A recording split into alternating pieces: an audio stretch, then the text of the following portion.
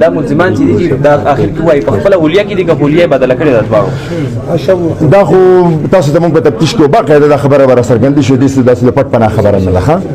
اعوذ بالله من الشیطان الرجیم بسم الله الرحمن الرحیم. زه اول تاسو د میډیا ورونو شکریا ادا کوم چې تاسو موږ له دا یو دا درسي ده زموږ دپاره. زه خو ډېر زیات په امتحان کې وم څنګه چې رات علي خان ووي ما ته به هغه روډ بندېدو په موقع وویلي وو هلته به هغه ته جلسه کوي چې یاره دا ستا لپاره یو ټیسټ کیس دی. نو زه د الله نه ډېر شکرګزار یم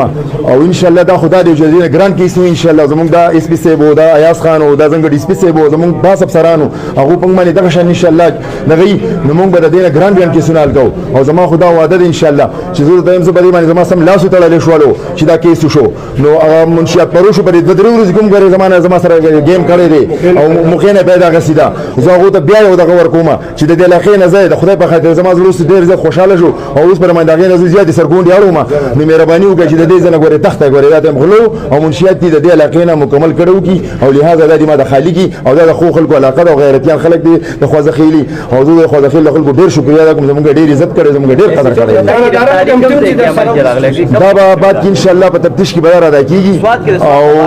مطلب چې لکه دا به تاسو ته مونږ باقاعده لکه او د دې به تصویرونه مونږ تاسو ته دا کوو داسې پټه پناه خبره نه ده چې کنه دونه ارسو شو دا چې د پټه پناه خبره ده دا خو ښکاره خبره ده. تاسو مونږ په هره موقع مونږ له دغه شان راسئ او ما اوس پکې د ډېرو ډېرو ملګرو د پوښتنو وکړو خو ما له نومونه نه راځي ما نه بعضې به دې ملګري ګیله هم کړي وو نو زه لا څوک نه پېژنم خو زما سره د خپل ټیم خاص کر ایاز خان و ډي اس پي صاحب و ایس پي صاحب و کاشف و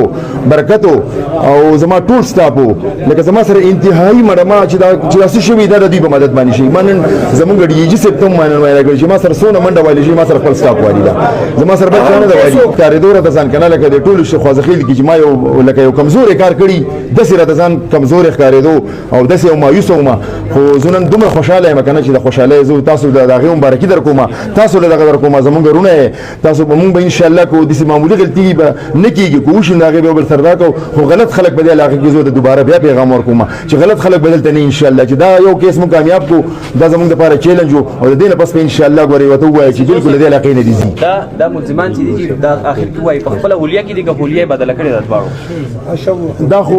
تاسو ته موږ په تفتیش کې باقاعده دا خبره به راڅرګندې شوې داسې د پټ پناه خبره نه ده.